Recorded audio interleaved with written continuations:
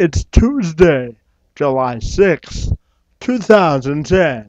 I'm Kevin McShann, and this is the McShann Sports Beat Report.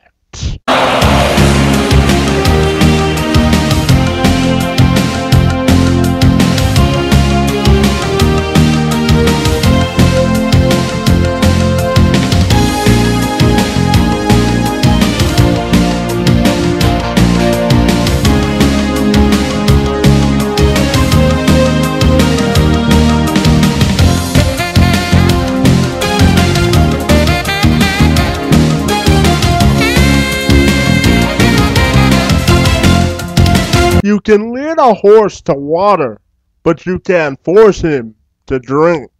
Former Oakland Raiders quarterback JaMarcus Russell should take the words of that old proverb to heart. Russell, 24, a former number 1 overall draft pick back in 2007, was arrested Monday at his Alabama home for possession of codeine syrup, a controlled substance, according to Alabama authorities. Lori Miles, a spokeswoman for the Mobile County Sheriff's Office, says Russell was arrested as part of an undercover narcotics investigation. She says Russell did not have a prescription for the codeine syrup.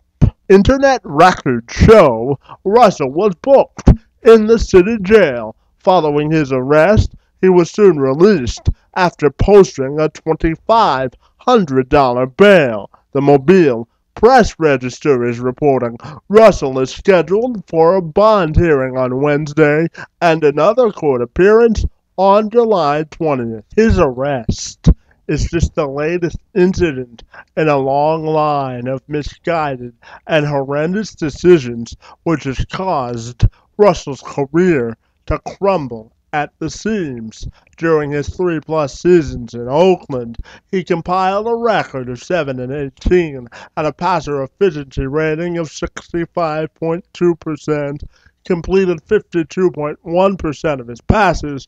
He had 18 touchdowns, 23 interceptions. He lost 15 fumbles and was eventually benched by head coach Tom Cable for his poor performance. To say that team owner Al Davis did everything in his power in order to see Russell succeed would be an understatement.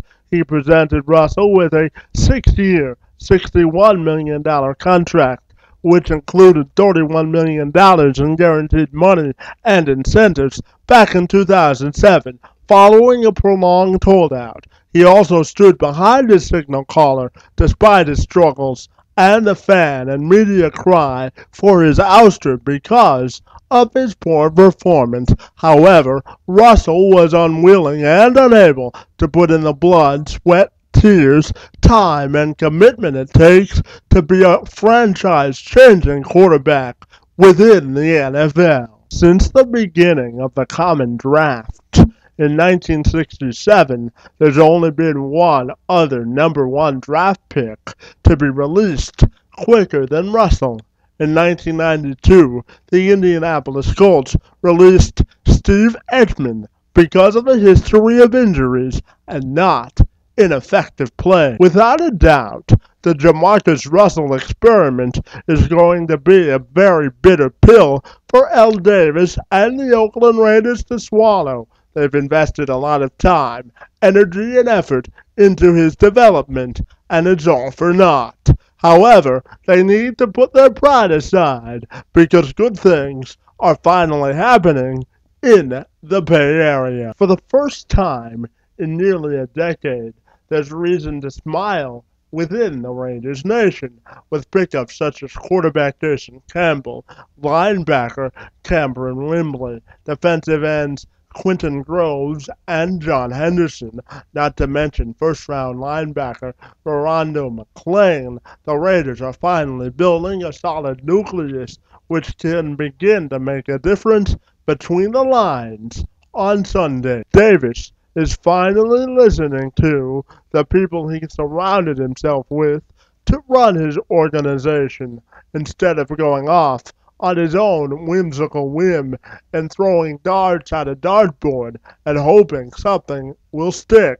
As a result, he's building a competitive team which should be able to compete within the AFC West division this year, while the San Diego Chargers are the superior favorite to win the division. There are significant question marks in both Denver and Kansas City, opening the door for the Raiders to pounce on their opportunity. As for Russell's playing future, after initial inquiries from the New York Jets and the Cincinnati Bengals, those opportunities have seemed to dry up.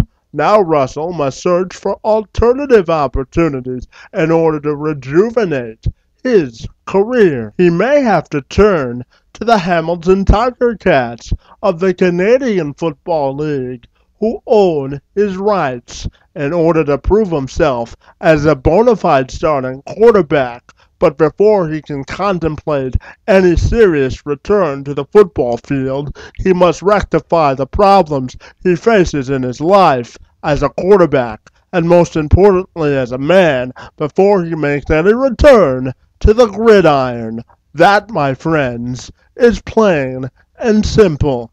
Kevin McShann, Sports Beat, report.